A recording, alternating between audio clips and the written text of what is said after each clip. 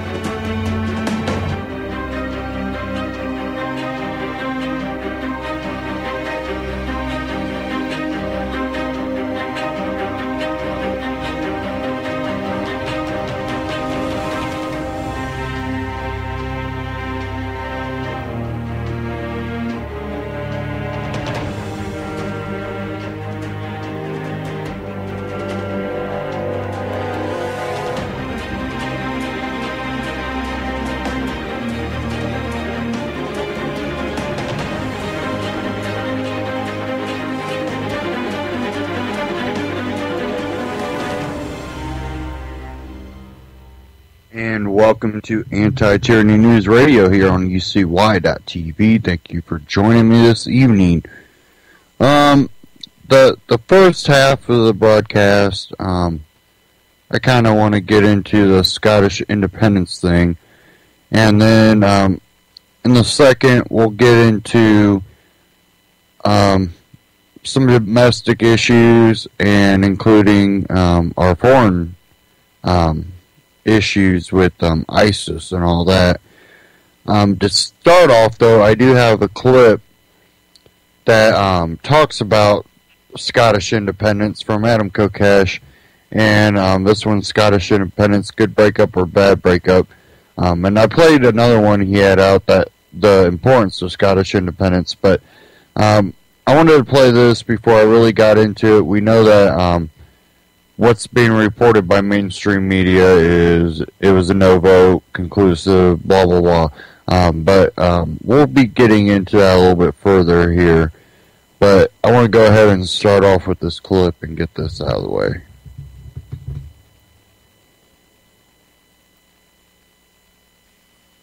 From the Telegraph, Scottish referendum. David Cameron begs Scots not to leave the UK.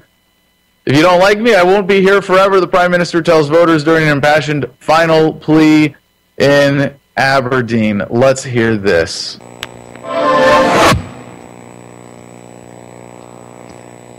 This is a decision that could break up our family of nations and rip Scotland from the rest of the United Kingdom. And we must be very clear. There is no going back from this, no rerun. This is a once and for all decision. If Scotland votes yes, the UK will split and we will go our separate ways forever. I believe I speak for millions of people across England, Wales and Northern Ireland, and many in Scotland too, who would be utterly heartbroken by the breakup of our United Kingdom. Utterly heartbroken to wake up on Friday morning to the end of the country we love.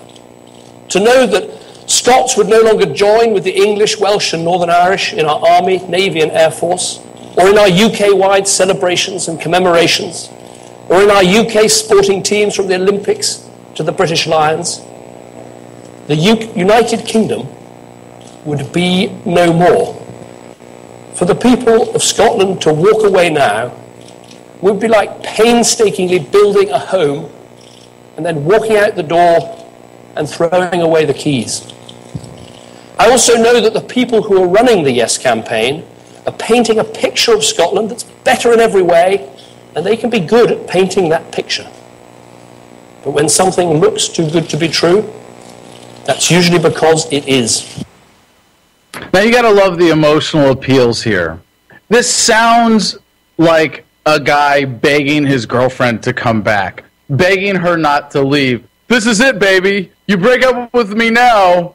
hey, we're never getting back together because, if I hadn't forced myself on you all those years ago, you never would have gotten in bed with a violent asshole like myself who happens to be a psychopath that wants to use you and abuse you and have you pay for military adventurism around the world. Sorry, I can't tell if I'm mixing metaphors there or not. Yes, this is a psychopathic government, that of the United Kingdom, clearly engaged in the worst of modern statism, still contributing to Western imperialism in less direct ways than it used to, but you're never getting back together. Like, you just think about that for a second. There's no rational appeal here. There's no, hey, your life is going to be better. There's just they might be painting a better picture of what Scotland could be independently, but maybe it's too good to be true. Now, this is a really simple equation in terms of, the world today. Are we better off with more local government or more centralized government? And in Scotland, they just happen to have the right combination of politics, circumstances, national pride, all of that to say, you know what, we need to make this break now. And when they do that and they do the math and they go, well, gee, if we're not subsidizing British militarism around the world, like their support of American wars and all of the other expenses incumbent with that, if we're not subsidizing, the Bank of England, if we're not subsidizing all of the other rip-offs being conducted through the British government, then yeah, of course we're going to be better off. And I want to point out that I do have a serious fear here for Scotland, that they're going to try to make an example out of them. I mean, in the United States, I do like to compare this to, there's the effort to break California up into 6 states. There's the drive for a 51st state as northern Colorado. There's been the long-time drive for the state of Jefferson, which would combine part of northern California and southern Oregon. There's the Independence Project in Vermont and New Hampshire. There's the Texas tradition of secessionism of the Great Republic of Texas. But in the United States, if one of those states were to be the first to go from the harem of Washington, then can you imagine how that, spurned lover might respond, in terms of being cut off from trade, perhaps being the subject of a very, false flag kind of manipulation of, who knows what they're going to pull to say, oh, well, see, Texas, if you'd stayed with the United States, everything would be fine. You could keep paying for wars all across the world. You could keep sending your sons and daughters to die in foreign sand. You can keep all of you could have kept all that and all the stability, but no, now that you're separate, now we're going to mess with you.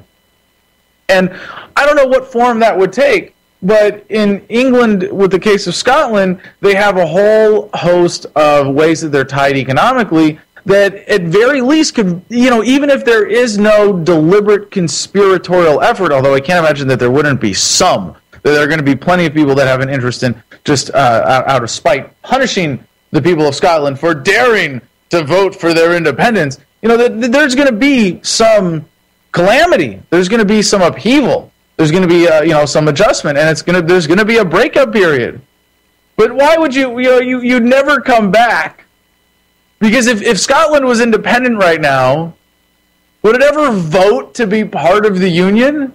I mean, I think about that for just like here in California. If California was independent and things were stable, at least as they are now with this quality of life, and someone said, hey, those 49 states that are the United States of America and their territory protectorates and, their failing economy and their obesity epidemic and their bankster bailouts, you guys want to vote to be a part of that union? Let's do it. No. See, it doesn't go that way. The only way that you bring greater consolidation is when you have the incentive of violence, when you have a violent system that can pull them in, when you have the conquest of lands, when you have the territorialism of the expansion of the United States, when you have British imperialism. And we are coming to a modern era where this is a global phenomenon, the global secessionist movement. It is very exciting to see.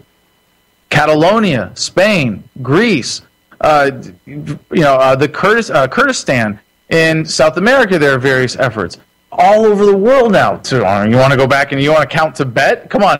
But there are separatist movements all over the world because people bringing the awareness of the internet generation to politics don't have any tolerance for the kinds of systems that don't represent them. At very least, they might not be convinced of freedom. They might not understand that, nonviolent solutions are always better to violent solutions. But if you feel that you need to be governed, don't you think you should at least be governed more locally? In a final plea before Thursday's referendum, the Prime Minister warned Scottish voters in a speech in Aberdeen that separation would be a painful divorce.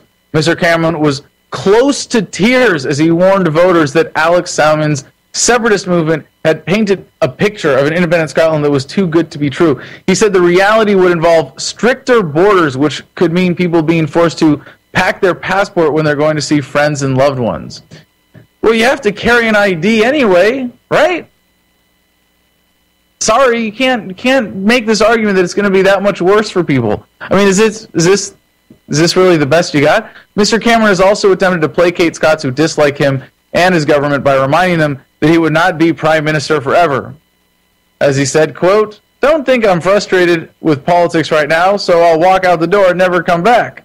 If you don't like me, I won't be here forever. If you don't like this government, it won't last forever. But if you leave the UK, that will be forever." So he's saying, like, hey, it's just me. It's not you, it's me. I can change. I'm not going to, you don't like me? It's okay, I'll leave. There'll be another psychopath frontman for government to just slide in and take my place. But hey, no, it's cool. You don't have to, I'll get out of your way. Yeah, okay, well, in that case, let's just try what we've been always doing. Let's just go back and hope we get a better prime minister next time. Yeah, good luck with that. Now, I do want to put a little perspective on this as well, because there was a letter published recently by a Scotsman who is a fan of Lew Rockwell, hardcore libertarian, who's saying that there's a different story going on here, that there's a counter narrative that it isn't really being told, at least in the libertarian media. And while a lot of libertarians are getting excited about it, he's actually changed his vote to a no. He was originally for yes, but he changed his vote to a no because he thinks Scotland is going to go more socialist. Now, that may be the case. That doesn't mean I'm against it. Now, I know you go, Adam, but if they're more socialist, you know what?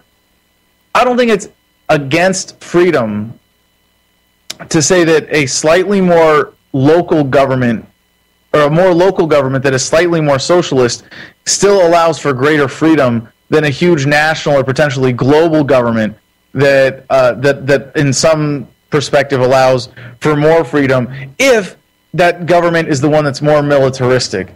If you have a socialist government that's first of all, not subject to the British police state policies, that is able to create a law enforcement, at least, framework that is better suited to the community, maybe not as good as a nonviolent law enforcement framework under a free society, but maybe they're going to have something better for that. They're not going to be contributing to the militarism of the UK. That's the most important thing. And even if they go somewhat more socialist, the ability to change that locally and to figure that out as a unique laboratory of democracy, if you will, or I should say laboratory of governance, then I still think that's a good thing. I still think that's an exciting event. I still think in terms of the global process that I predict of the localization or dissolution of governments from the top down, this is a major event and an important one to be celebrated. And even if this is just some scam to bring about more socialism in this one community and there's nothing else to this, then the fact that this sentiment for sovereignty for the Scottish people is such that that's what their ploy is. Their ploy isn't, now be afraid, be very afraid, and that's why we need a stronger central authority. It means that in order for them to impose more socialism, they have to give up the system of central control. And what that reflects is an important shift in the paradigm. And you might think that I'm referring to the paradigm shift that I'm so excited about that's going to happen over the next 10 to 20 years of people actually starting to understand freedom and the philosophy of nonviolence as applied consistently to systems of government, social systems. But even before that, there's a paradigm shift happening about what government can and should be, and people bringing in no tolerance for systems that don't meet their needs. And they might stumble on the way to finding that, hey, the best way to meet everybody's needs is to remove all violence and coercion for the system. They'll get there. They'll get there. But this is an important step in the right direction to be celebrated. The White House on Monday reiterated Barack Obama's call for Scotland to remain part of a united Britain. The president's spokesman said Mr. Obama wanted the UK to remain strong, robust, united, and an effective partner. Oh, an effective partner. That doesn't mean extra handies in the morning. No, that means that they can send more troops and money to support American military adventurism. So they can buy more American-made bombs. So they can just be a part of the system of Western imperialism. Scotland breaks away. They're not going to be a part of that. So, of course, you know, the president, Obama, in this case, as the American power frontman, has a reason to say, don't break off, don't be independent. And I'm kind of surprised that he actually came out and did this publicly. Like, I knew that he was thinking that way. I knew that that's the motive, that's the incentive. Of course, he's going to want UK to grow and stay powerful and united and not be any less militaristic. But that he would come out and do it publicly. Do you think the people of Scotland are going, oh, well, gee, Barack Obama, yeah, the guy that murders children with drone strikes. Yeah, the guy that has pissed away so much money into the sand in Afghanistan, where so many British soldiers have also died, he wants us to stay together. The guy who's been running the American economy into the ground, the guy that's been unable to secure the borders there, the guy who's married to, what's his name? Michelle, who is, got this ineffective Let's Move campaign, and obesity rates are still going up in America. He wants us to stay a part of the UK. Well, then in that case, I guess we'll vote no. Gee, I don't know why my Scotsman there got a weird Southern accent thing going, but you see the faulty logic in that. You see where that sounds a little bit stupid. And I'm really excited about this. Is coming about in just 3 days. We'll have the results. And things look good for the Yes campaign. It is still surging. It is still going up in the polls. And I don't think they're going to go back from this. I don't think that, the pleas from Mr. Cameron, Mr. Obama are in time if they had any effect whatsoever. In London, thousands of people last night attended a unity rally intended to encourage Scots to vote against independence. Mr. Cameron has in recent weeks faced accusations that he has failed to make an emotional case for the UK. Oh, right. Yeah, you and your stiff upper lip. Be more emotional. That'll get the Scots to hang around like they haven't had enough abuse over the last 300 years. However, in a last-ditch attempt to impress on Scots the consequences of a yes vote, he said, for the people of Scotland to walk away now would be like painstakingly building a home and then walking out the door and throwing away the keys. He said that head and heart and soul, we want you to stay, paying tribute to British values and saying that our nations had only become Great Britain because of the greatness of Scotland. Yes. See, isn't this nice? When you threaten to leave a psychopath, they start kissing your ass really hard. The Prime Minister also backed claims made by the First Minister that he had conducted a scaremongering campaign by calling on business leaders to speak out against independence. To warn of the consequences is not to scaremonger. It is like warning a friend about a decision they might take that will affect the rest of their lives and the lives of their children. I say all this because I don't want the people of Scotland to be sold a dream that disappears. Oh, just think, I'm not trying to scare you. Oh, no, don't be afraid. I'm not trying to scare you. I'm just saying that if you leave me, you're fucked. No, I don't want you to be afraid. It's because I love you as a friend. I don't want you to lose faith. So as you reach your final decision, please don't let anyone tell you that you can't be a proud Scot and a proud Brit. Quote, please don't lose faith in what this country is and what we can be. Don't forget what a great United Kingdom you are a part of. Don't turn your backs on what is the best family of nations in the world and the best hope for your family in this world. Be a part of our screwed up family. Yeah. He said that if the people of Scotland voted no, they would see concrete change through great powers being devolved to Holyrood. For me, it's simple. You don't get the change you want by ripping your country apart. You don't get change by undermining your economy and damaging your business and diminishing your place in the world. No. You get to be your own country. It's like elevating your place in the world. But no, you're not worth as much without us. Yeah. He said that this would put Scottish pensions at risk, threaten the economic recovery.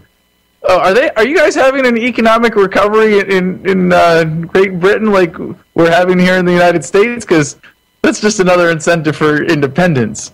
Yeah. Don't threaten the economic recovery. All right. Mr. Salmon has said that Scotland would join NATO, but would also demand that Westminster remove the Trident nuclear deterrent from its Clyde base. That's the nuclear submarines that the British government has stationed in Scotland.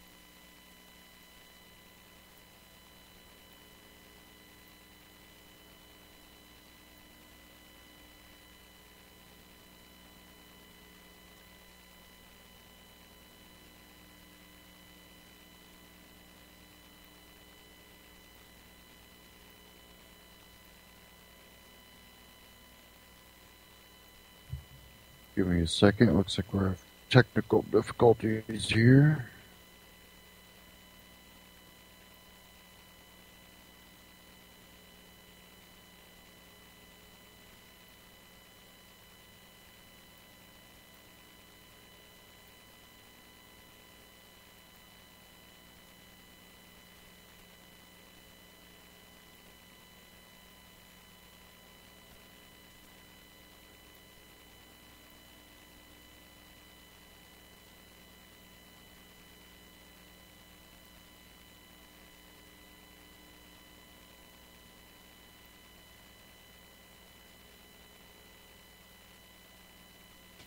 However, in a last-ditch attempt to impress on Scots the consequences of a yes vote, he said, for the people of Scotland to walk away now would be like painstakingly building a home and then walking out the door and throwing away the keys. He said that head and heart and soul, we want you to stay, paying tribute to British values and saying that our nations had only become Great Britain because of the greatness of Scotland. Yes. See, isn't this nice? When you threaten to leave a psychopath, they start kissing your ass really hard. And a proud Brit. Quote, please don't lose faith in what this country is and what we can be. Don't forget what a great United Kingdom you are part of. Don't turn your backs on what is the best family of nations in the world and the best hope for your family in this world. Be a part of our screwed up family. Yeah. He said that if the people of Scotland voted no, they would see concrete change through great powers being devolved to Holyrood. For me, it's simple. You don't get the change you want by ripping your country apart. You don't get change by undermining your economy and damaging your business and diminishing your place in the world. No. You get to be your own country. It's like elevating your place in the world. But no, you're not worth as much without us. Yeah. He said that this would put Scottish pensions at risk, threaten the economic recovery. Oh, are you guys having an economic recovery in Great Britain? Independence. Yeah. Don't threaten the economic recovery. All right. Mr. Salmon has said that Scotland would join NATO, but would also demand that Westminster remove the Trident nuclear deterrent from its Clyde base. That's the nuclear submarines that the British government has stationed in Scotland. Meanwhile, Gordon Brown said a no vote would lead to 3 constitutional guarantees that would lock in change and create a stronger Scottish Parliament. He claimed voters wanted change that could unite the country and outline a program of new powers that would bring the people of Scotland together. The former Prime Minister added, they want to know that a no vote does not mean no change and instead seek guarantees of change locked in and clear assurances that from September 19th the pace of change will not stall but speed up. So just stepping back for a second, you're in a bad relationship. And when you threaten to leave, the people that you're threatening to leave don't go, oh, well, sorry. I wonder, why do you feel that way? Is there something we've been doing wrong? No, it's, oh, no, don't leave. It'll be a painful divorce. You can't make it on your own. Be afraid. Oh, and we love you and we want you to stay. And, oh, we can change. Yes, see? Like, we can change all these things, too. Does that not tell you that something is fundamentally wrong, that this is someone that like never really cared about you in the first place and is fundamentally incapable of the changes that you would need to see to be in a positive relationship with them? And you know what? I would hope that you could apply this broadly to every general political union in the world. That if you just try this, you find out what the real relationship is between your central government and your local government. He said the Scottish people would have guarantees of new powers for Holyrood and a Scottish role in the evolution of the UK Constitution, a guarantee of fairness to Scotland, and a guarantee of the power of the Scottish Parliament to spend more on the NHS. Mr. Brown said people were saying, give us the guarantees of change, and with these guarantees we can vote for a strong Scottish Parliament within the UK on a campaign stop on Tuesday. Ed Miliband is also expected to promise constitutional change in the event of a no vote. Quote, we will change the British state too, the House of Lords, and the way we look together across our nations. Blair Jenkins, chief executive of the Yes Scotland campaign, said David Cameron's speech was the same litany of empty threats and empty promises we have come to expect from the No campaign. I just wish that the history of the Union was perhaps a little bit more prevalent in the debate.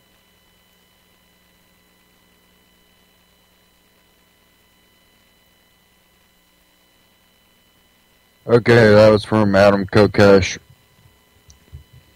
And now we've had this yes-no vote go on. And mainstream media comes out, says, well, the No campaign won.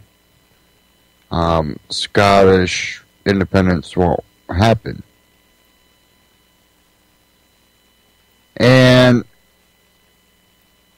I think when the news first broke, most people just kind of accepted, like, oh, we kind of figured, and, well, we think political process is rigged anyways, voting and all that, not only in the U.S., but, of course, probably over there.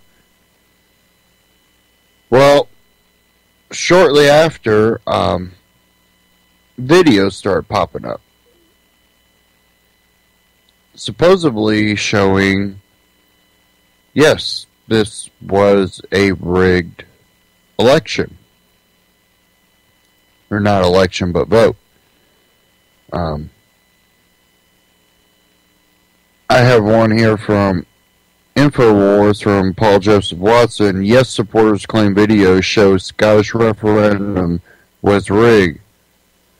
Footage shows yes votes being added to no pile. Despite a 10% margin of victory for the No campaign in the Scottish referendum, some supporters of the Yes camp are pointing to videos which they claim show evidence of vote rigging.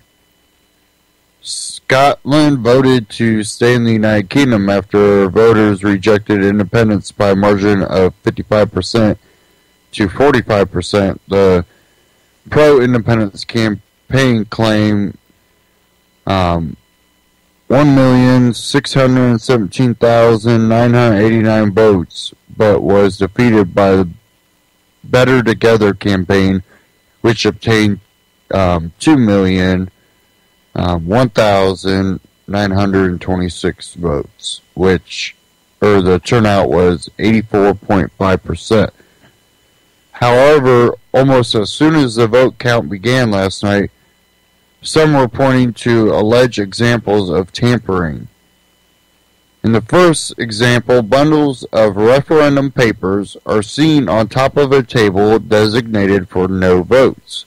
And yet, when zoomed in, the top paper of two of the bundles clearly shows an X mark in the box for yes. Which you can go to InfoWars and they got the videos up there, so you can actually see it, and it clearly shows a extremely large stack of voting papers that the top ones are evidently marked yes. It's kind of You see it where he kind of like walks up by it, kind of zooms in, points to it, and walks away. Kind of like, I don't want to get in trouble for doing this. So who knows how many on that table were actually yes piles.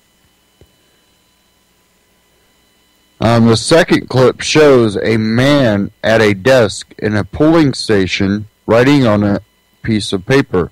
Some claims this proves he is filing in referendum cards, although he could just as easily be tallying up votes. The third example is a little harder to explain, which I don't think it is. It shows a woman at a polling station counting votes. She takes one paper from the no pile and places it in the yes pile, before taking at least 2 cards from the yes pile and placing them in the no pile. Police in Glasgow are also investigating at least 10 cases of vote fraud where people turned up to vote only to find out that their names had already been crossed off the list, suggesting other people were voting multiple times. Last night, police officers were present at the count to remove the ballot papers and keep them as evidence, reports the Daily Mail. The papers were from 10 different boxes across Glasgow and not concentrated in one area.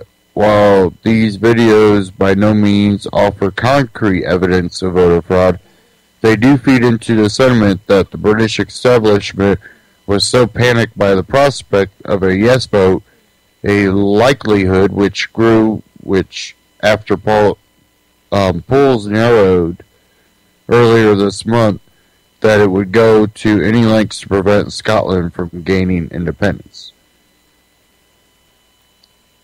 And this is something that I think people in many countries kind of see when it comes to voting. You know, you have all these people going, we need democracy, which I don't personally believe in. I don't believe that 51% should be able to rule over 49%. But okay, let's say your democracy's so awesome. What we end up finding out is, well, when democracy kind of goes against what the establishment wants, they can just as easily manipulate the results of votes and get their way anyways. And when it's not challenged that, you know, that this is voter fraud, what you have is a society that goes, oh, we lost, darn. Oh, well. But when, you know, the videos in people's hands now, it gets to a point where they're able to go, you know, look, we're being cheated. Even in a democracy, you know, we're not even getting that democracy. You don't even have 51% rolling over 49%. That's an illusion. It's worse than that. You have a very, very small percent rolling over the entire population. And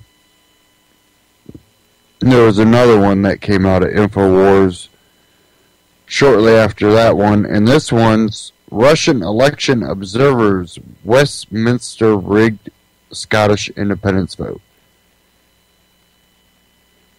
Says the head of Russia's election observation body has essentially accused the British government in Westminster of rigging the Scottish independence vote, asserting that there were more yes votes than no votes, despite the no campaign claiming victory. Following a political battle that captured global attention, the Better Together campaign beat off their pro-independence adversaries in securing a 55 to 45% success after yesterday's voting, meaning Scotland stays a part of the United Kingdom. However, in a move undoubtedly tied to Moscow's increasing hostilities with the British government, which vehemently backed the No campaign, the head of one of the country's top election observer groups controversially claimed today that the vote was fixed. speaking to RIA Novosti, Gregory Badurov, the head of the Kremlin-aligned Association for the Protection of Electoral Rights, stated that, according to what our observers at the polling offices tell us, there were more yes votes during the vote count. Badurov went further, remarking Scotland found itself under immense pressure. Those on the UK side campaigning for a no vote resorted to every violation imaginable. His sentiments were echoed by Igor Morozov, a member of the Council of the Federation Committee for Foreign Affairs, although Morozov stopped short of claiming the entire referendum was rigged. We can see that the exemption of Glasgow, those supporting independence failed to register a majority. I think that Westminster propaganda played a great part in that. I suppose it is down to information put out in recent weeks from the party leaders that had impact on the vote. Thanks to that, the Scots arrived at the result they have.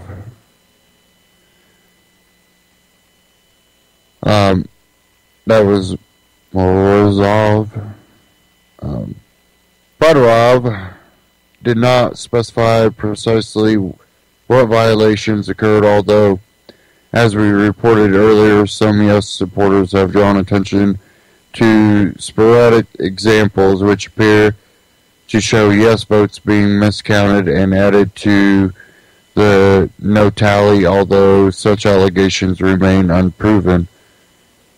In the final weeks of the campaign, the British government displayed panic at the fact that polls showed the gap between the two camps narrowing, with the yes campaign even taking the lead at one point. Had the referendum gone the other way, the impact on Westminster would have been monumental, with many speculating that Prime Minister David Cameron would be forced to resign.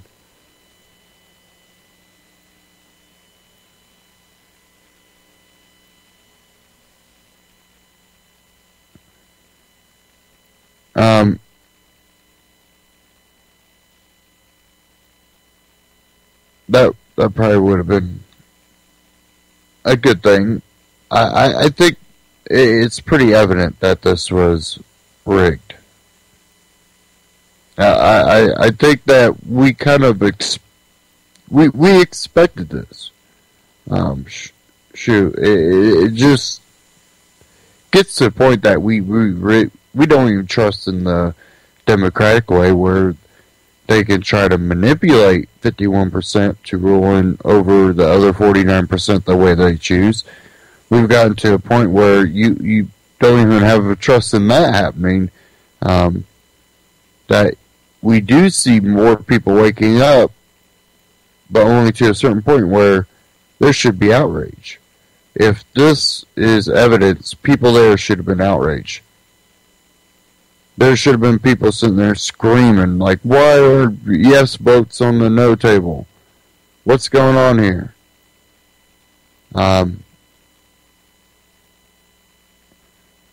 We are seeing groups, though, the people from the no, which are pro-union, and we're even seeing some of the hate groups, pro-union hate groups, so kind of weird. But they're all coming out, and I think some of the yes voters kind of seen what was happening, that it was being rigged, and I think that there's people on the no side. This is speculation, but it seems there's a lot of violent people on the no side that they might not have some intelligent way of explaining why they believe they should remain part of the United Kingdom, the UK. But they'll yell and scream, and I've seen a few of those out there, and I think it's where the yes people are going to kind of, how did you vote? Well, we got what we wanted. I voted no, to avoid conflict. But really what we need is more outrage. If these videos comes to light, these videos are showing it being rigged. I personally think it was probably rigged. I think the people that were running the polling were probably put there by governments, which are part of the UK to a point. And I'm sure they made sure they put the right people in. I'm sure the UK still had political pull. And I'm sure they didn't plan on just do what you need to make sure whatever happens that we claim it was a no vote. Putting a whole bunch of referendums on the ballot pieces, whatever, on a table and stacks, and stepping back and taking a picture of the no table full of winners and the yes table full of losers. But in reality, a lot of those on the no table were yes votes. I think it's not out of the realm of possibility to look at this and go, it's probably rigged. And I think most of us are really aware of that. I don't think that we are that naive to think that, oh, no, it should have went fine.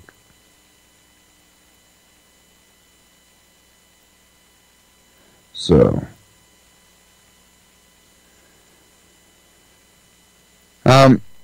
will there be something that comes out of this? I don't know.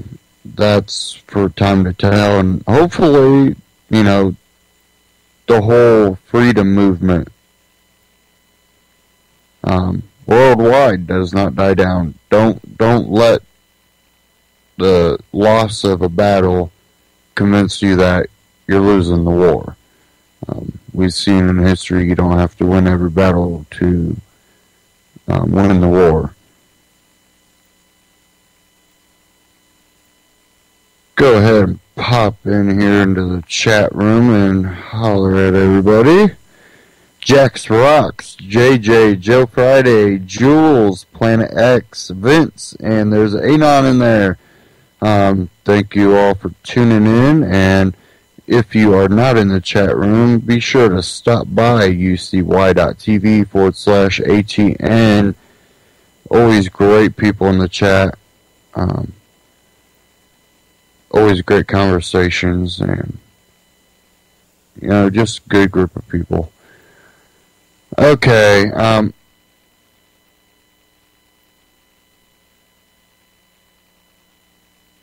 I am going to, it's almost 7, we got about 16 minutes till, guess I'll start getting into some of the domestic news here. Once this loads back up. Okay, this one from the freethoughtproject.com. Man shoots at intruders. Turns out it was a no-knock raid. Now he faces death penalty.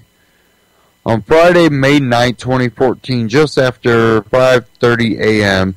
in Killeen, Texas, Marvin Lewis Guy was the target of a no-knock raid.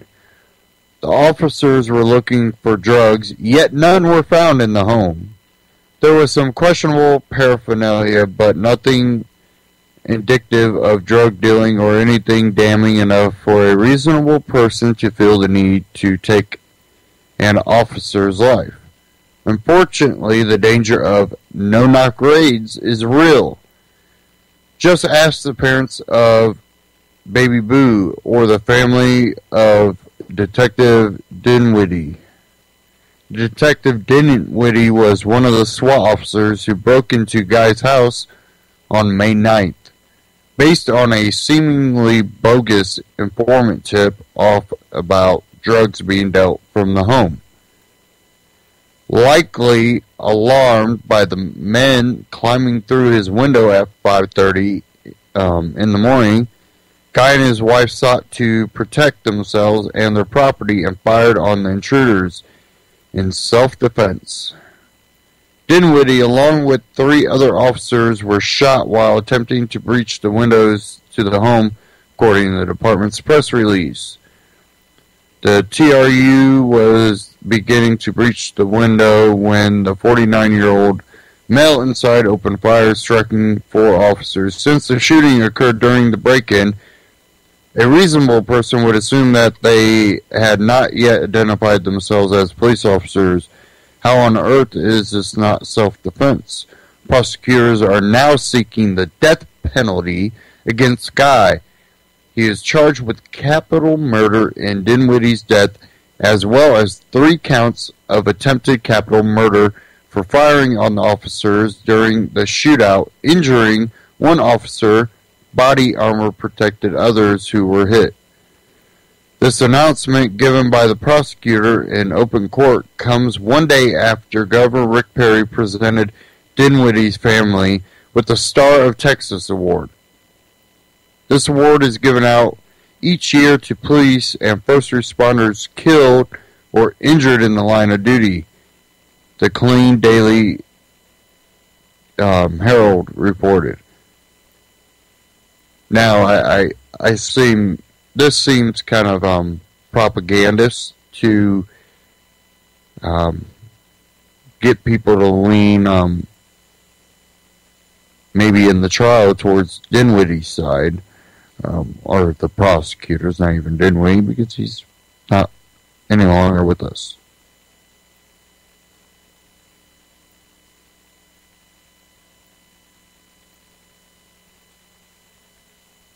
But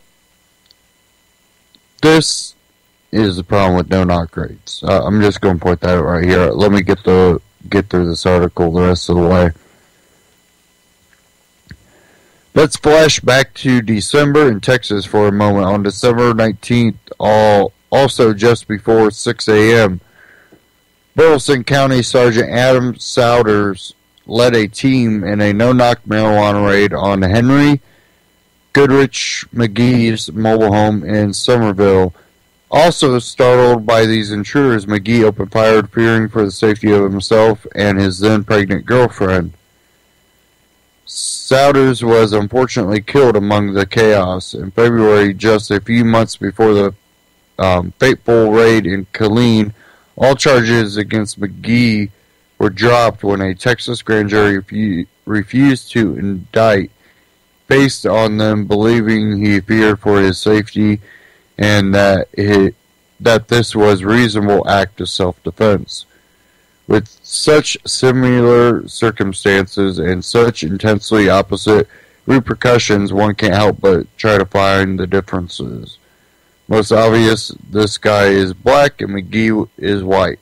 Also take note the difference in photos used in the press, which they show the photo here. They show McGee, the white one, sitting on a four-wheeler with his daughter.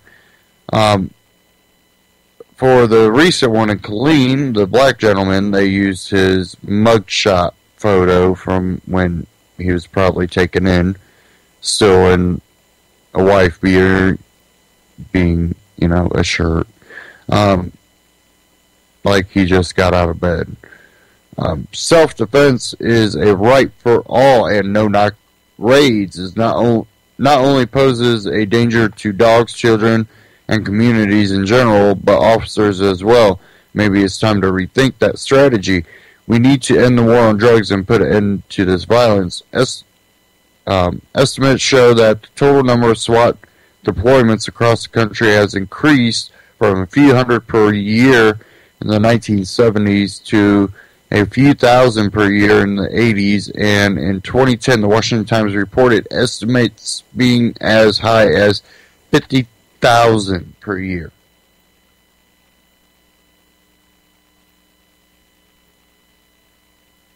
Now, I told you about the one gentleman that I've been talking to. I really want to get his story out there. I want to do a real in-depth story on it. I told him I would have, try to get his case out there before he took a plea deal, but he was being kind of a lot of fear being thrown his way, and he had children to take care of, and he was potentially, he had 2 jobs at the time, lost one because of the incident, and was almost going to lose another one. So they feared him into taking a plea deal, which he was completely innocent of anything. I'll kind of skim over the story again. It started off with some guy on the same street that this gentleman lived. Well, it was a guy in his vehicle, mobile meth lab. Well, to get off of the charges, he gave addresses which happened to be on that street that he got caught on, which isn't hard when you know that you were caught on let's say, I'm not going to say the actual address, but 4,000 block of whatever street. You can come up with a few addresses somewhere in there. He gave him addresses, which basically turned out to just be BS addresses to try to get off of charges. Well, this gentleman was waken up by a flashbang in the morning. Him and his wife. I don't know if their kids were in the house or at the grandparents or where they were. I don't think they were in the house at the time. But woke up to a flashbang. They pit holes in all the walls. Of course, they broke down the door completely off of the hinges. Smashed all the windows. Anything that was hanging on the wall was thrown off the wall and broke. The couch was cut apart. Everything was cut apart. They were trying to get him with narcotic charges because he had actual prescribed pills with the bottles there in the medicine cabinet, but he kept pills in one of those little containers that say, Sunday, Monday, Tuesday, Wednesday, Thursday, Friday, Saturday on them, and you put, your daily pill set up for a week. He has back issues, so he takes those in. He also has to get drug tested for, his back issues, because they're trying to find out something that might help him.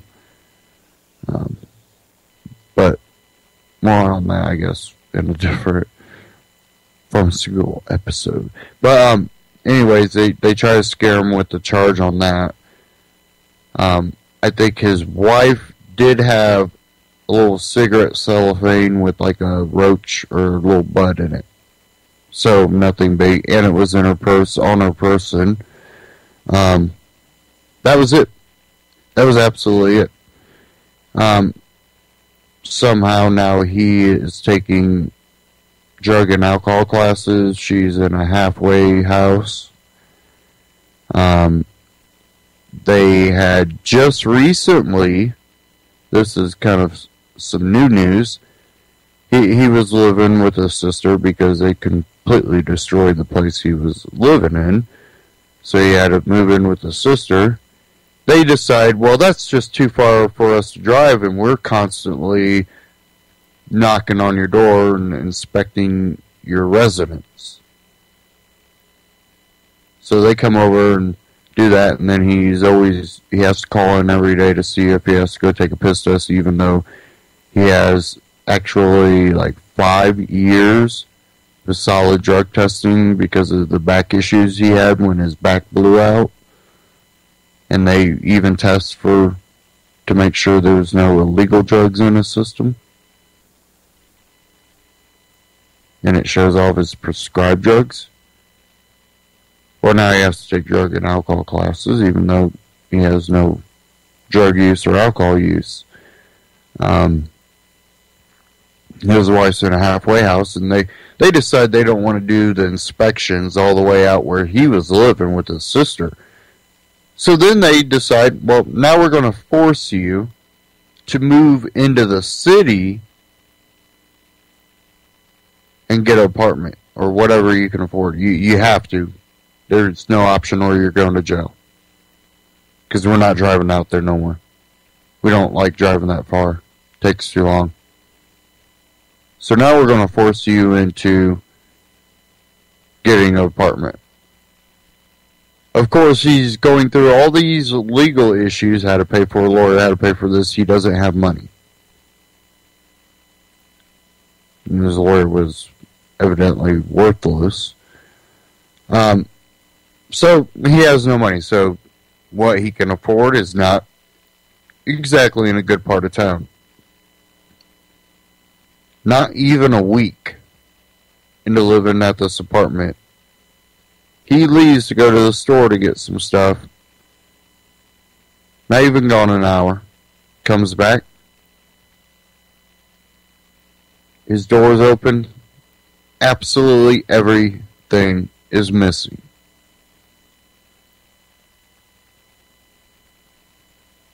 Including his prescription drugs. Which he's got the police report and all that. But because now they have him on these drug court and classes and all this BS, now his doctors, he already knows, won't prescribe him another prescription after he just got that one filled. And he doesn't even want to, even though it's on the police report, knowing the whole legal system and how corrupt it is, it'll be used against him if he tries. But that's why he's just going to take a police report with him when he goes in. They go, why haven't you been taking your medication? Because it was stolen.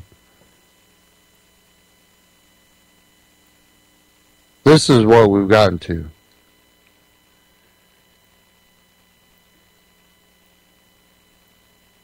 To finish off this article, it says many of these are for non-violent misdemeanor drug offenses, not big-time drug kingpins. Should we really be risking lives of citizens and officers over what someone chooses to put in their own body? Well, I take a step further and say that they're constantly using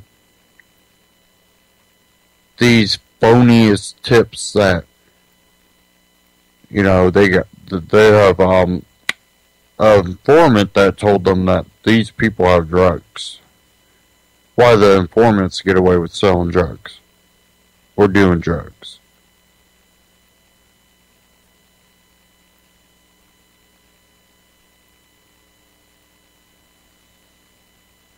And I'm watching this guy literally struggle for, his life, really, because he's been trying to do everything right, but that's the problem when you just go along. When you take a plea deal,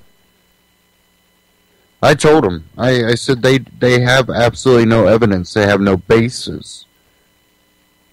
Bro, I'm going to lose my job if I don't just get this taken. They're threatening to arrest me. I need my job. This guy, he doesn't make that much. He already lost one of his jobs. He's trying to hold on to what job he has left to be able to support his children.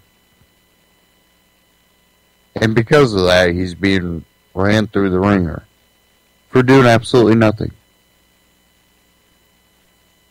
Well, being in Indiana, and there was a gun on the premises, which they falsely try to accuse him of being a felon, which he's not. Anything he has is really like when he was young and misdemeanor BS. And they even reported to the news stations that he was a felon, which only one news station actually carried that he was a felon. Because the other one did their research. It was like, he's not a felon. Why are we being told he's a felon? The propaganda. They just did a no-knock raid. They flashbang an innocent person. They're trying to cover it up. And if he was willing to go, listen, I didn't do anything wrong. Lock me up right now, let's go to court. It would have went nowhere. They would have dropped the charges.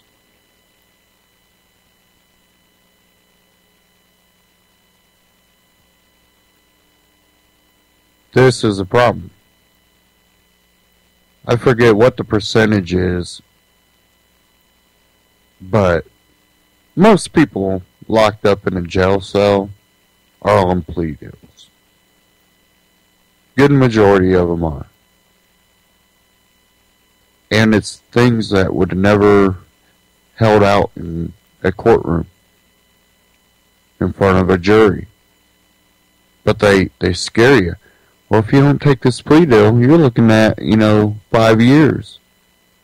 I don't want to be in jail for 5 years. What they fail to tell you is they don't have enough evidence because, well, a lot of it's BS to convict you to get that 5 years. They won't even actually take it to court because they don't have enough to convict you. Everything that the basis of that guy's, everything was, yes, they said it was a meth house. They said it was a meth house. Absolutely no evidence of a meth house ever existing there.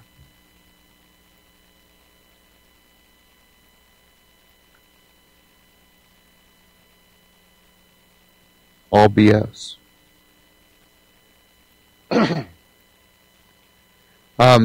This one from the freethoughtproject.com, which this one's an old one.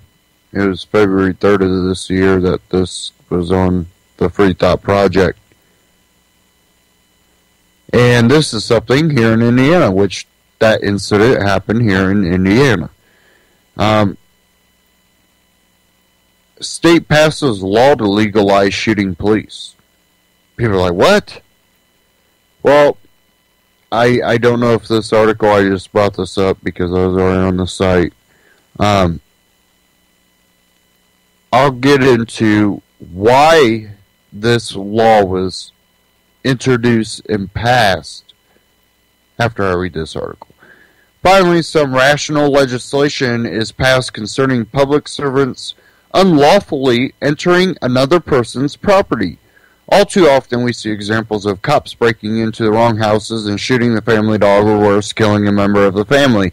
Well, Indiana has taken action to recognize the unique character of a citizen's home and to ensure that a citizen feels secure in his or her own home against unlawful intrusion by another individual or a public servant. This kind of feeds back into the other story of the gentleman that down in Killeen, Texas, had that no-knock raid that he shot at the cops and killed one. Now he's being threatened with the death penalty. Well, here in Indiana, we have something for that now. This special amendment is no revolutionary new thought, only common sense. Self-defense is a natural right when laws are in place that protect incompetent police by removing one's ability to protect oneself simply because the aggressor has a badge and a uniform. This is a human rights violation. Indiana is leading the way by recognizing this right and creating the legislation to protect it. Of course, cops have already begun to fearmonger the passage of this bill. If I pull over a car and I walk up to it and the guy shoots me, he's going to say, well, he was trying to illegally enter my property, said Joseph Hubert, 40, president of Jeffersonville Fraternal Order Police Lodge 100. Somebody is going to get away with killing a cop because of this law.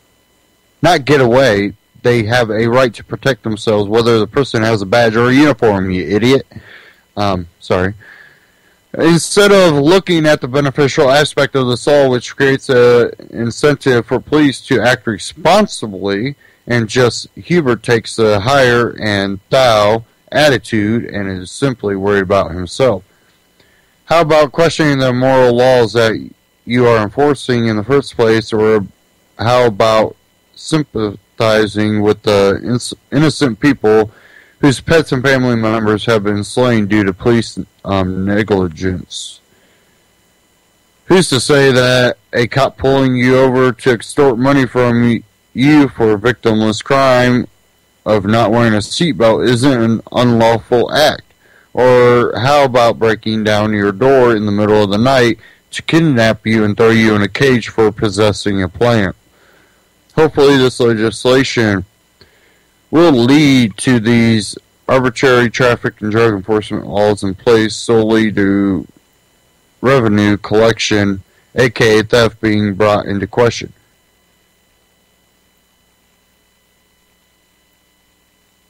The law states, a person is justified in using reasonable force against a public servant if the person reasonably believes the force is necessary to protect the person or a third-party person from what the person reasonably believes to be the imminent use of unlawful force. Prevent or terminate the public servant's unlawful entry of or attack on the person's dwelling, curtilage, or occupied motor vehicle. Or 3. Prevent or terminate the public servant's unlawful trespass on or criminal interference with property lawfully in the person's possession, lawfully in the possession of a member of the person's immediate family, or belonging to a person whose property the person has authority to protect. It is through legislation as this which will empower people again and aid in bringing down these tyrants from their pedestals, who are given free rein to murder and pillage without consequence.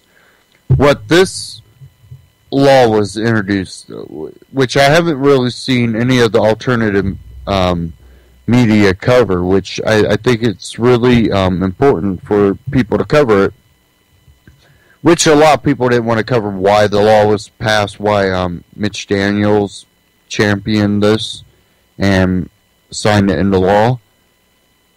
And that was due to a Indiana court ruling, where the court in Indiana tried to say that, well, an officer doesn't necessarily need a warrant to enter homes, and left their ruling in extremely broad words, basically saying that police don't need a warrant to raid your home or enter your house.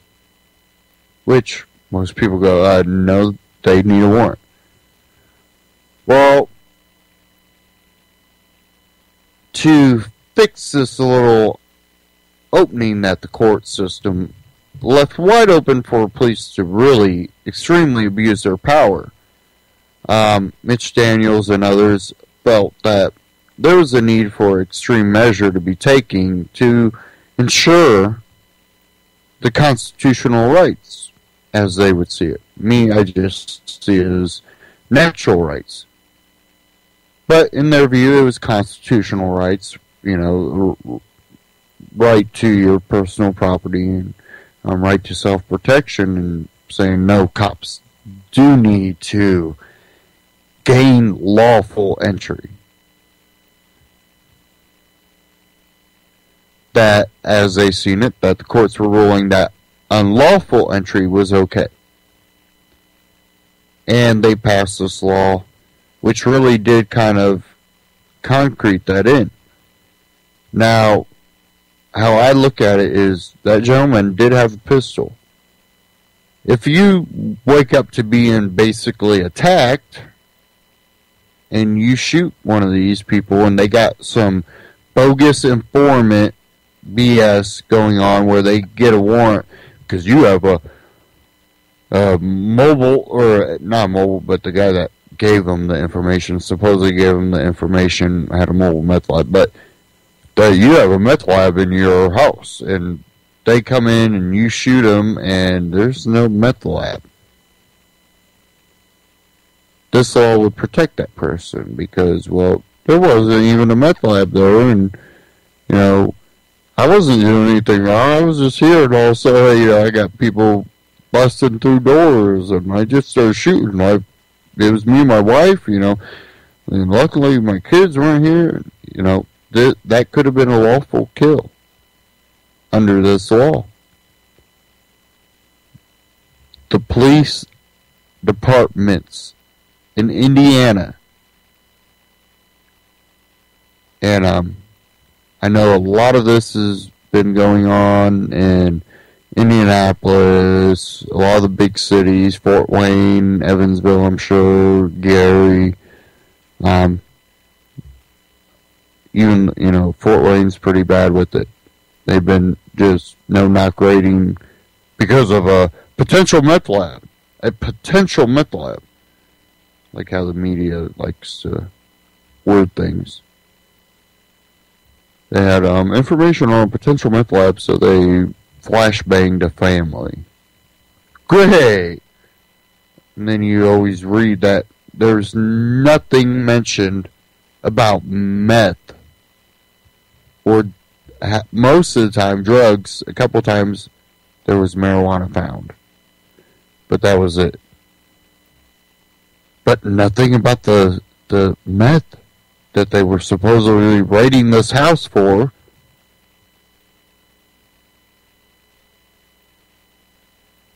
I've heard so many stories out of Fort Wayne about that. The police need to understand, if you don't stop this practice, someone's going to end up doing this. And it's happened multiple times in Texas. And hopefully this gentleman gets off. We raided his house because we thought he was a drug dealer. Because of some informant that told us. And that informant got off easy, and it has nothing about what's right and wrong.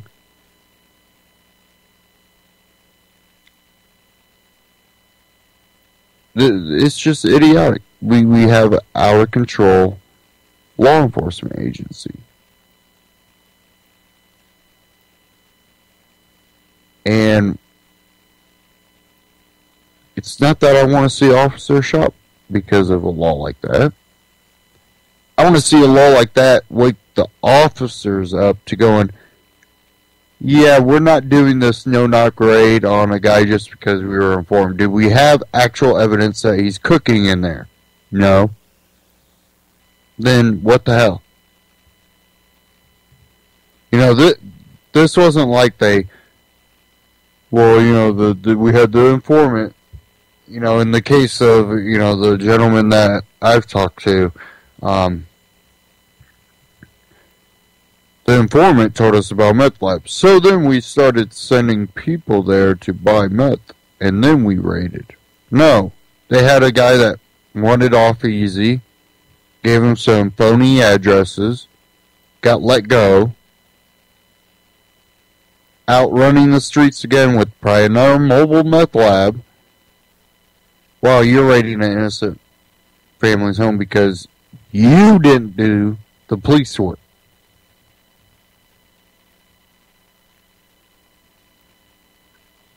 And there's, I'm not against the war on drugs at all.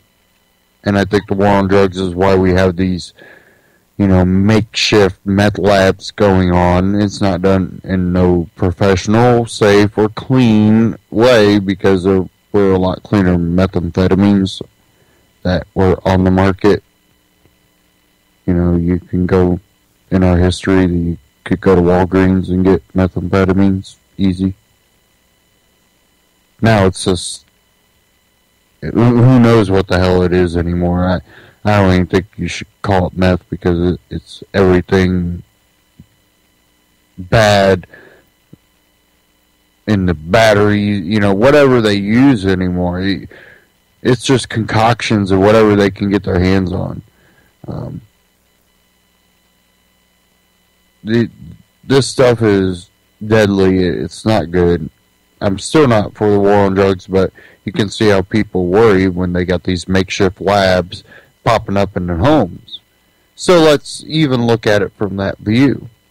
They didn't do their research. They didn't make sure there was actually a meth lab there.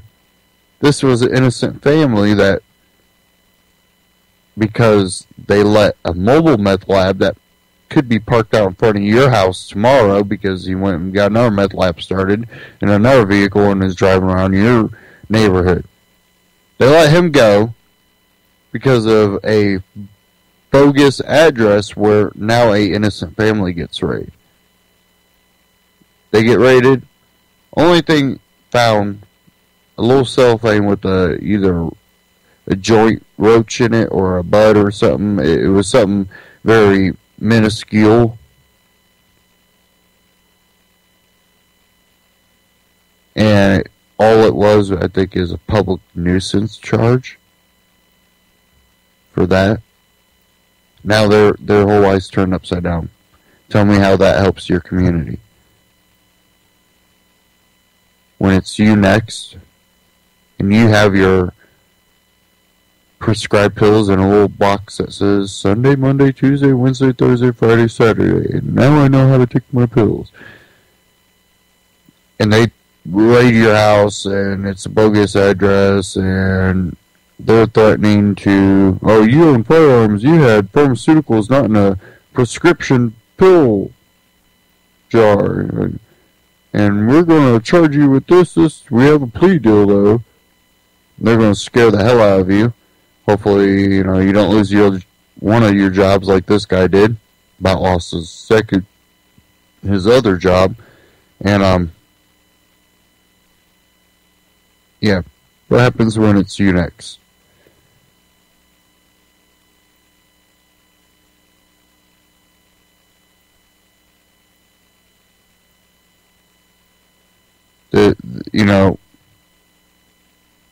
The war on drugs is just as harmful. Okay, I didn't realize how late it was getting already. Tonight's moving along. I do want to get into something here. Just give me a second.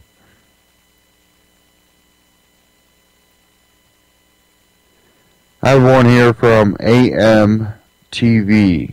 Syria, how World War III unfolds. And I wanted to play this. And I really just want to give you my outlook. I also caught, Glenn Beck did a special on ISIS. And he goes back to World War I. And I'll kind of get into what he kind of covered in that. Which a lot of it is actual facts. He might have a little bit of a spin on it, but for the most part, he presented really the facts and his viewpoint on what those facts mean. And I'll touch into that a little bit, but I do want to play this clip right here from AMTV on YouTube. Syria, how World War III unfolds.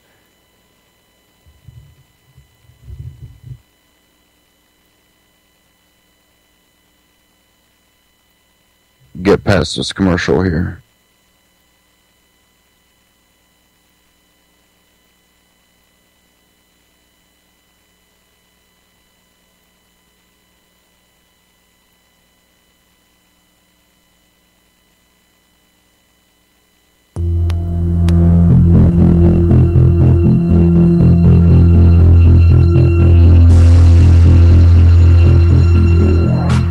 if I may just follow this point.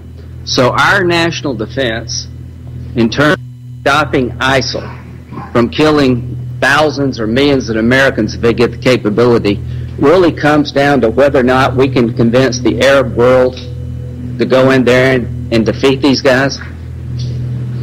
It really comes down to building a coalition so that what the Arab Muslim world sees is them rejecting ISIS, not they us already defeating reject them. ISIL. Do you know any major Arab ally that embraces ISIL? I know major Arab allies who fund them. Yeah, but did they embrace that? They fund them because the Free Syrian Army couldn't fight Assad. They were trying to beat Assad. I think they realized the folly of their ways.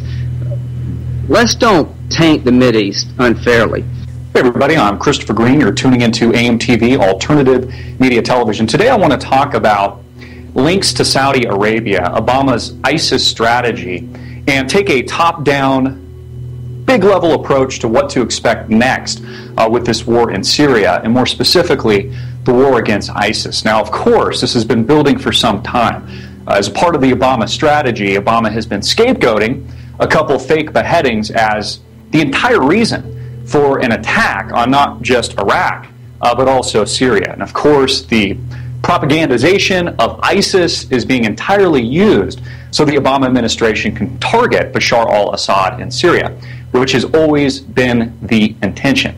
Now, yesterday, the Congress passed with an overwhelming bipartisan vote and essentially legalized. This is now moving to the Senate and expected to pass the Senate in the coming days, have essentially legalized the arming of moderate terrorists on the ground in places like Iraq and Syria in order to fight ISIS. Now, essentially what's happening is instead of sending U.S. troops, boots on the ground, as Obama has said time and time again he would not do, he's still sending boots on the ground essentially, but instead of sending Americans, which I would argue, even though I oppose an intervention in this part of the world, it's all, of course, been part of the master plan and choreographed, would be better than arming terrorists, what he calls moderates, with direct links to Al-Qaeda and groups like the Al-Nusra Front. Of course, all of this spiraling out of control in recent years. It's the same strategy that George W. Bush implemented that has only helped to propel ISIS, instead of sending our own troops, which even our military advisors are advising for. He's going to arm instead radical terrorists, what he calls moderates. This is not and will not be America's fight alone. One of the things we've learned over this last decade is America can make a decisive difference. But I want to be clear. The American forces that have been deployed to Iraq do not and will not have a combat mission. They will support Iraqi forces on the ground. But terrorists on the ground with weapons of war to fight the new boogeyman. Now, of course, Al-Qaeda has just morphed into ISIS as a result of direct intervention from the George W. Bush administration, the leftover of weapons of wars, of military-grade gear, tanks, etc., which is now all being used by ISIS to create this radical Islamic caliphate in the Middle East. Now, what's important to know with this arming of Syrian terrorists, what Obama calls rebels and moderates, is that he's authorizing up to 5,000 of these terrorists, of which will be trained in Saudi Arabia. Now, of course, many of you are familiar with the direct links of the Saudi government to Al-Qaeda, to Osama bin Laden, and also the historic September 11th, 2001 terrorist attacks, not just in Washington, D.C., but of course, New York City. I believe it's either 14 or 15 of the 19 terrorists or so responsible, supposedly, allegedly, for the 9/11 terror attacks were all Saudis and all linked back to Saudi Arabia. In fact, it's important to note that Prince Bandar bin Sultan, the head of Saudi intelligence, was actually seen with George W. Bush just a few short days after the September 11th terror attacks. And elites that were located, Saudi elites located in the United States, were allowed to travel freely back to Saudi Arabia post that cover-up, post that event. In fact, several pages, some 25 pages, odd pages or so, of the redacted official quote-unquote 9/11 investigation. That missing part, many have surmised, has direct links again to Saudi Arabia. Saudi Arabia with direct links and funding links to Al-Qaeda and groups like ISIS. And again, this isn't speculation. This has been confirmed by several independent sources over the years.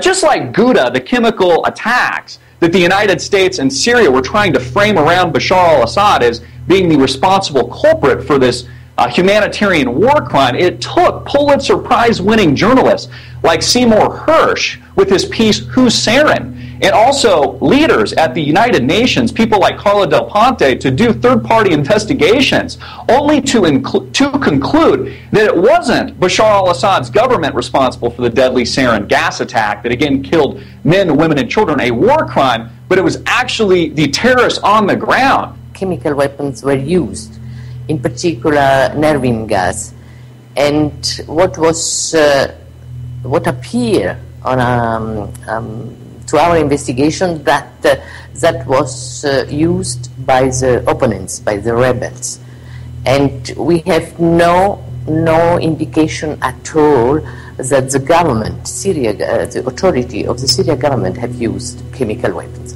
That the Obama administration has been sponsoring, funding, and arming. These are the same terrorists that the United States federal government will now be training and arming in Saudi Arabia specifically, over 5,000 of them to start. And they'll also be filtering funds from the Afghanistan and Iraq wars, an estimate of $500 million, maybe up to $1 billion to fund this war. Now they're going to pitch it to the American people like they're not aggregating new funds, that it's not new funds, it's just a continuation of the expenditures from the George W. Bush years in Iraq and Afghanistan. Again, all this language about no boots on the ground, in my opinion, really has to do with the president's ego.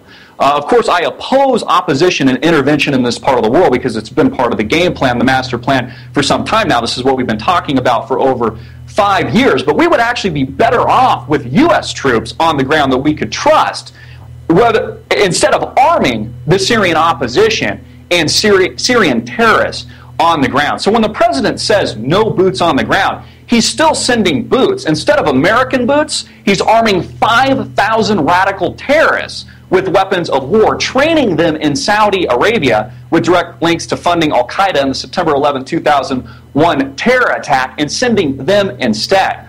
You know, it's my prediction, of course I don't have a crystal ball, but it is my prediction that not only will there be troops, and I mean U.S. troops on the ground in the not-too-distant future, I actually think that there will be a draft instituted here in the United States because we won't have enough manpower, men and women. We will need more boots on the ground in this part of the world in the not-too-distant future. Now, the way that they'll sell that to the American people, by that time, it'll be self-evident to Americans and the global population that this just isn't a war in Syria and Iraq, but this is in fact a global conflict and is a world war. And that is how the Obama administration will justify sending more U.S. troops as well as instituting a draft here in the United States of America. Again, the fomenting of ISIS, the creation of ISIS, the arming of these terrorists on the ground with direct links to Al-Qaeda, the Al-Nusra Front is a specific example, has only morphed into the radical terrorist organization that makes up ISIS today. And all it took for the president to sell the American people to garner overwhelming support for a war that Americans once opposed just a month ago was a couple fake beheadings.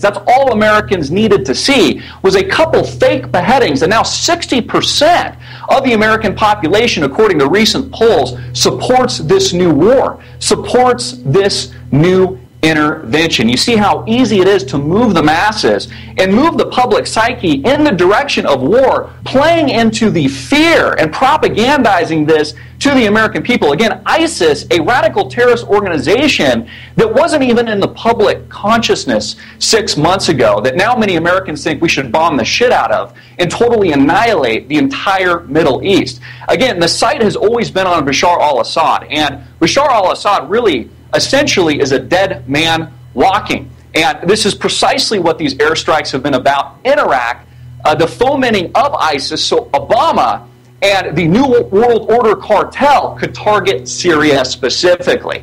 And now we have Congress and soon to be more than likely the Senate approving not just the arming of up to 5,000 terrorists on the ground, but also U.S. airstrikes in both Iraq and Syria. And folks, this is the world war. This is the world engagement. I also wanted to note that with the Ebola scare, the president is also sending up to 3,000 U.S. troops to parts of sub-Saharan Africa and establishing command centers in this part of the world. Also note that Libya, we've been at war with, the president bypassed Congress again not too long ago and ousted Muammar Gaddafi with his implicit and indirect murder. Now, I can't help but question that in addition to the 5,000 Syrian rebels on the ground that Obama will be arming to fight Bashar al-Assad, his government, what they call and are scamming basically the American people as ISIS, when really the target is Bashar al-Assad's head. I can't help but think that they're also establishing command centers through the smoke screen that makes up the Ebola outbreak in Africa and parts of this world. Again, all of this connected, all of this linked to Russia, all of this linked to China and the New World War, with the ultimate end goal. When the United States is finished with Iraq and Syria, the next target is Iran. I'm Christopher Green. Get this out everywhere. Make it viral, hard-hitting it in your face, and click the link below. Okay, again, AMTV on YouTube. Now, to really understand what's going on in the Middle East, in the whole picture, I think Glenn Beck really touched on a good portion of it. And I think that might have been last night or night. Yeah, it was last night. No, I take that back. I think it was aired. It was either Wednesday night or Thursday night that it aired on his broadcast. But the important thing to understand is the ISIS or ISIL that we see now is full of Al-Qaeda. This is beyond Al-Qaeda. And the reason it's beyond just Al-Qaeda anymore, which the Al-Qaeda side of it is part of the side that the U.S. helped fund and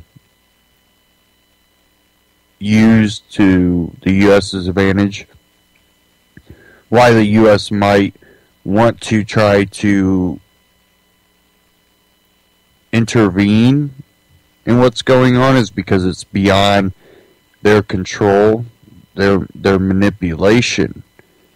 And what part of what Glenn Beck talked about was prior to World War I and the whole Ottoman Empire.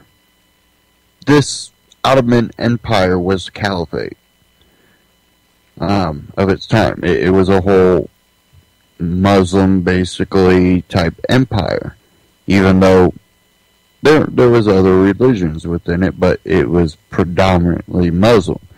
After World War I, or during World War I, after World War I, basically the British and the French promised basically to the Arabs that if they help fight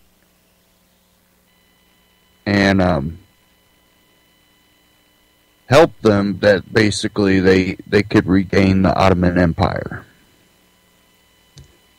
Sound like a good deal. Except the British and the French drew up their own lines, and we basically know the story after that. The Middle East kept being divided and new lines drawn up, and what this ISIL has grown into is not only the terrorists, Al-Qaeda, the fanatics, and it's the reason they've been able to grow so big is because of the caliphate, because of the Ottoman Empire. This is why it's beyond what we thought of. But their main goal is getting their Ottoman Empire. And every time we interfere, it helps embolden their terrorist ideas.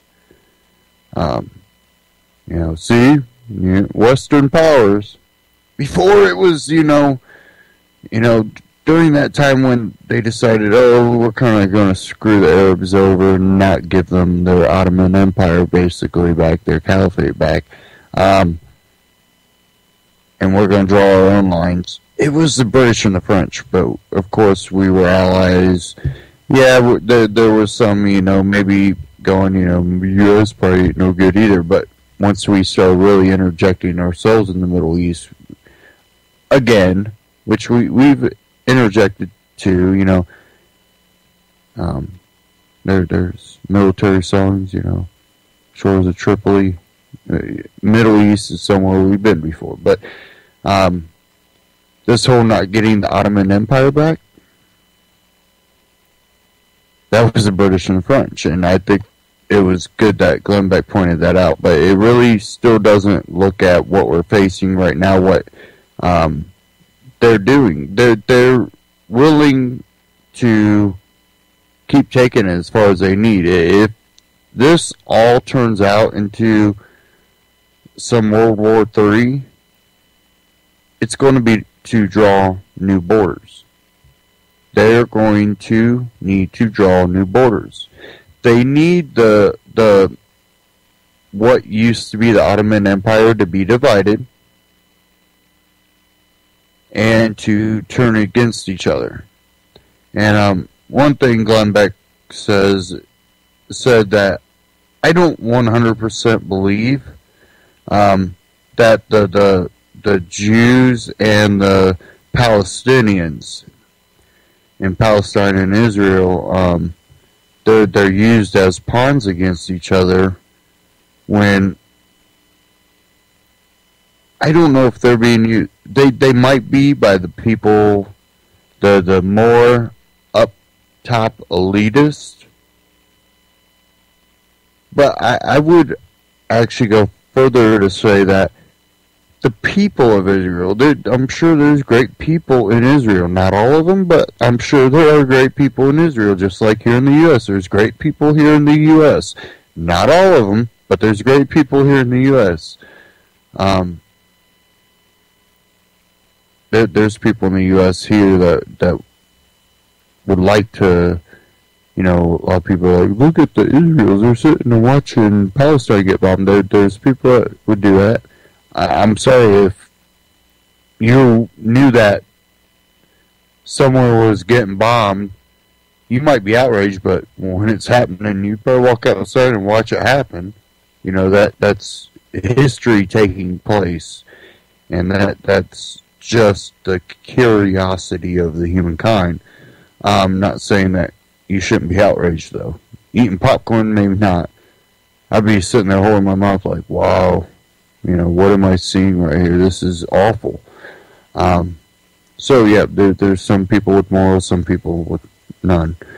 And I would go further to say that the Palestinians have been used as pawns. We already know that. I think the Israeli people are used as pawns. But I think the Israeli government is far beyond that.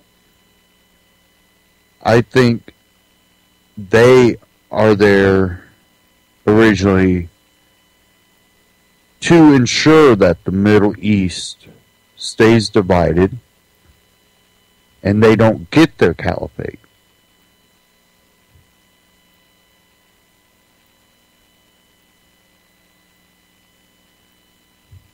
That's my personal opinion. I think the people, the normal people of Israel, that, they're just born, they're born into it. They don't know truth, to, we were born into the crap we are here.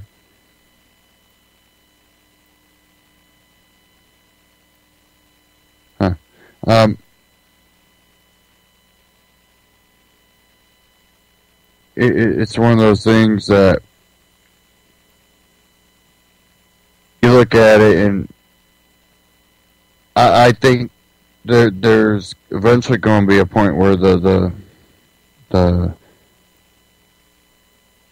Ottoman Empire exists again, because I think that because of our meddling, that's given these people a new enemy. They're no longer wanting to fight each other because they're seeing the Western world that is constantly interfering as the enemy. I wouldn't say that there needs to be an Ottoman Empire. I think people should find out what freedom is. But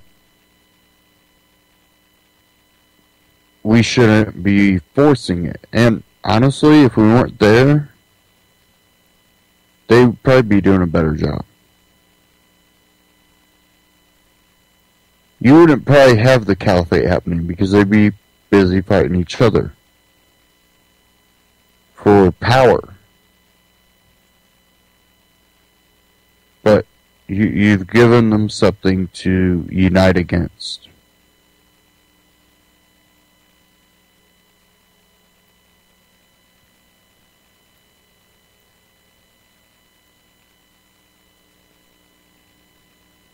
Okay.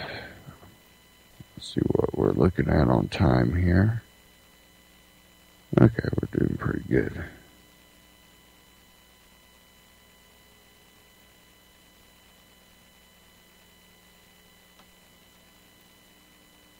I'm going to play one more.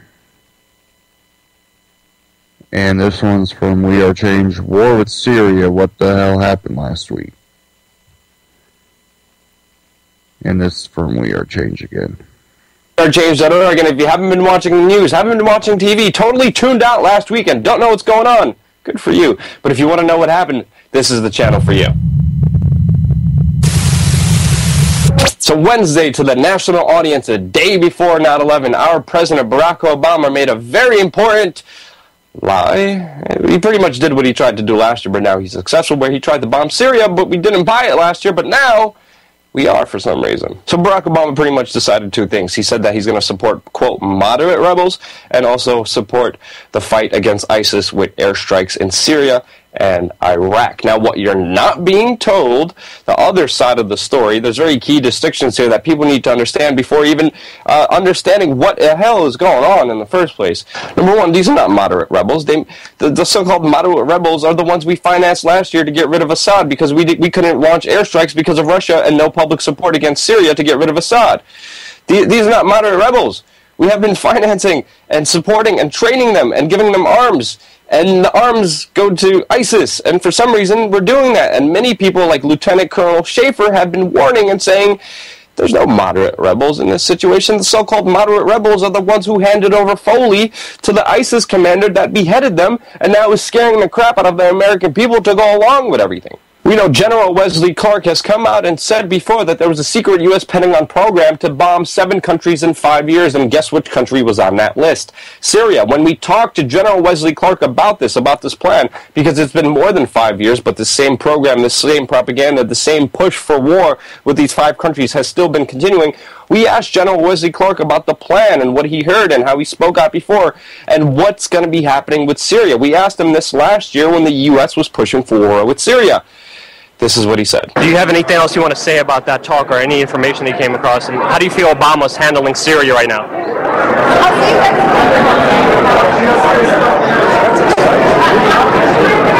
Now, with this bombing campaign, the U.S. government has said that they will not distinguish between Syrian government forces and the rebels, which means that if they want to bomb the Syrian government to help get rid of Assad, they're going to do that. Now, these moderate rebels, along with ISIS, their main task in Syria, their main goal, their main objective, what they want to do is get rid of Assad and set up their Islamic State.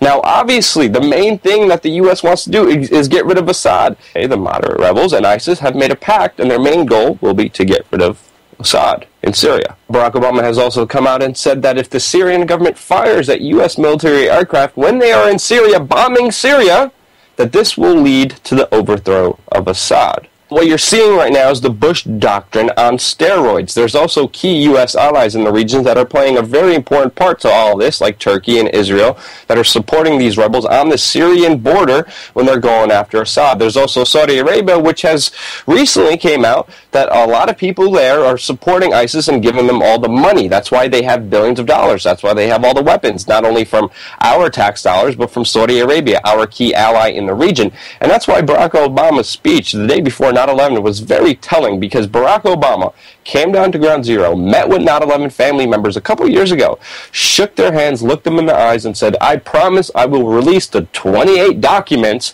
that are still classified from the official 9/11 Commission report. Now, of course, Congress members have seen these documents and said that they are not a threat to national security, but key government insiders said that they reveal how the Bush, Bin Laden, and Saudi Arabian trifecta all merged together, and how they're colluded and tied in together. And we know Saudi Arabia was the one who financed the hijackers. 15 of the 19 hijackers came from Saudi Arabia. And if this new declassified information, which the government is holding on as closely as they can, whenever a congressman wants to see this, they have to have an FBI member right there next to him, making sure that he doesn't write anything down or take a picture of anything, and they can't talk about it legally. The reason they want it classified, because if it comes out, the dirty laundry of Saudi Arabia's involvement with 9/11, obviously their whole plan with financing ISIS, making them more powerful, having an excuse to bomb, having an excuse to keep the military and cultural complex, won't be there. Saudi Arabia are like the banksters of Middle Eastern terrorism, and they're the ones there sitting there doing the dirty work of the U.S. government, and the U.S. government is using them, keeping their secrets safe. Of course, we know 160 Saudi Arabians were flown out of this country when nobody was allowed to fly. We were screaming about the Carlyle Group back in 2003, 2004, and people called us conspiracy theorists, but now it's all finally coming out. And of course, Henry Kissinger plays some kind of weird, mysterious role in this, because George W. Bush appointed him as the first head of the 9/11 Commission report. Now, when the victims' family members that I met this week during the 9/11 anniversary, when they came to him and asked him to release the names of the clients from Saudi Arabia, Henry Kissinger quietly walked out of the room with the family members when they asked him this question, called the White House, and resigned as head of the 9/11 Commission report. Now, why did Bush want him there? Because they have the same clients dealing with Saudi Arabia, dealing with the Bin Laden family, dealing with the Carlyle Group, and when the family members wanted transparency, when they wanted the truth about this, of course, Henry Kissinger put his tail between his legs and ran out of there and wasn't head of the 9/11 Commission report. You self-serving coward, get lost. Now, the only thing that the U.S. government has is fear and emotional-based propaganda. That's why when you're seeing these beheading videos on TV, when you're seeing all these horrible videos on YouTube that ISIS puts together, it is meant to scare you. This is the main reason why Democrats and MSNBC are beating the drums for war when they never really beat the drums for war before. But they are right now because of this fear. And if you're not afraid, you can't be controlled. You can't be pacified. They can't tell you what to do. So do not be afraid. Start asking real questions. How did ISIS become so powerful? Where did they get their training? Where did they get their money? Why do they exist? And when you look at those questions, you unravel a big piece of this pie that you're not being told on the mainstream media. Now, there's one thing going for us. John Kerry, the tree from The Wizard of Oz, Dr. Frankenstein, the Basset Hound, the Muppet himself, came out and admitted that people with internet are very hard to govern. Now, of course they are, because you're watching real information that's given to you that nobody else is talking about on the mainstream media. They could lie to you, they could show you all these fearful things, they could scare you, but if you get rid of that and you start subscribing to alternative media, if you start questioning things, if you start not going along with their programming, they have nothing, because the only thing they have is your compliance. Now, here on WeAreChange.org, a true independent media platform that's not run by any corporation or scared of any kind of government, we released a bunch of videos starting off Monday with Warsaw, Poland, where we walked into the Polish Bitcoin embassy and talked about cryptocurrencies and regulations happening in Europe. We interviewed Fred Burke in San Francisco about his research into mind control and his work as a White House whistleblower working for Bill Clinton and George W. Bush. And then on the anniversary of 9/11, we met a survivor named Ricky who has just been coming off from the trauma that... Okay, I'm just going to stop it there. I really want to give you my look on this. And my outlook on what's going on right now with Obama, this caliphate, new Ottoman Empire type situation, ISIS, Syria, and Saudi Arabia. Syria is one of the last dividing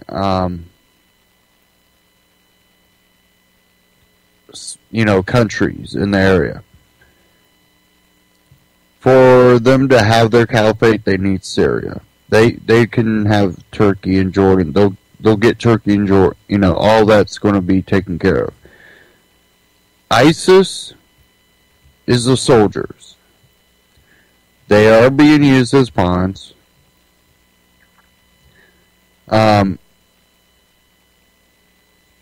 Obama said he's going to go after ISIS, arm Syrian rebels. Hold on, Syrian rebels or ISIS. And, we'll take out Assad along with them. We're not going to bomb discriminately. You look at this whole thing, what you see is Obama basically helping the caliphate. If Assad's gone through that turmoil, the caliphate is really going to be able to happen. Once they get it to the point where they want it, because we know Saudi Arabia helps fund a lot of this. Saudi Arabia will probably be given control of the new Ottoman Empire or the Caliphate, whatever you want to call it. And they will run things. You will have the new Ottoman Empire in Saudi Arabia will be the central power. And what I've learned about Saudi Arabia is all of that stuff that we were told about, how the Taliban treats Afghani women, or all the beheadings that are happening. Well, this is stuff that happens in Saudi Arabia. These people are not different, but Saudi Arabia is one of our key allies in the region. If we help take out Assad, ISIS, which do beheadings, the Syrian, rebel, whatever, ISIL, which it would be ISIL at that time, they can, go and take out Israel and help Palestinians, which their Palestinians are automatically on their side. Well, basically, the caliphate will happen, and you will have Saudi Arabia. And Saudi Arabia is one of our key allies. They're working for that control factor. Listen, we have our own population over here in the U.S. we're trying to control. We need you to, we'll help you get this caliphate thing going, so we know you as Saudi Arabia, our allies, will have control over your population. We can work together to be the richest elites on the world type thing. All the countries are about the elite. Every country has their elites. That's how capitalism turned into corporatism in the U.S. Fighting for control. that is what needs to be the moral wrong, is the fighting for control. And maybe it's that mentality. You should only fight for control of your personal life, your personal property, not over others. And maybe that's what we're lacking in the teaching of the youth. Maybe we are not making it clear about the morals of ruling over others. We say, don't do it unto others as you wouldn't want done unto you. And then you get these people with their, nose stuck up in the air going, if I was retarded, I would want someone to kill me too. What? So that's how they go, well, I would want it done to me if I was that way too. Yeah, you say that now, but if you were in that situation, you're like, I'm lucky to be alive. I'm glad I'm alive. You might not be able to express yourself the way you want, or you might have some, mental issue or physical issue or something that might cause you not to live the exact same life as others, but you might still be happy. This is the life you were given, and you're happy to live it. Because you're not in that person's shoes. You would say something like that, and because you're arrogant enough to view it that way. So maybe when we're talking to the youth, maybe we start making those morals maybe more clear. That you should fight for your right to govern and rule over yourself, your personal property. But a moral wrong would be to try to rule over others, or others to try to rule over you. Make it more clear. I think that's what we need to do.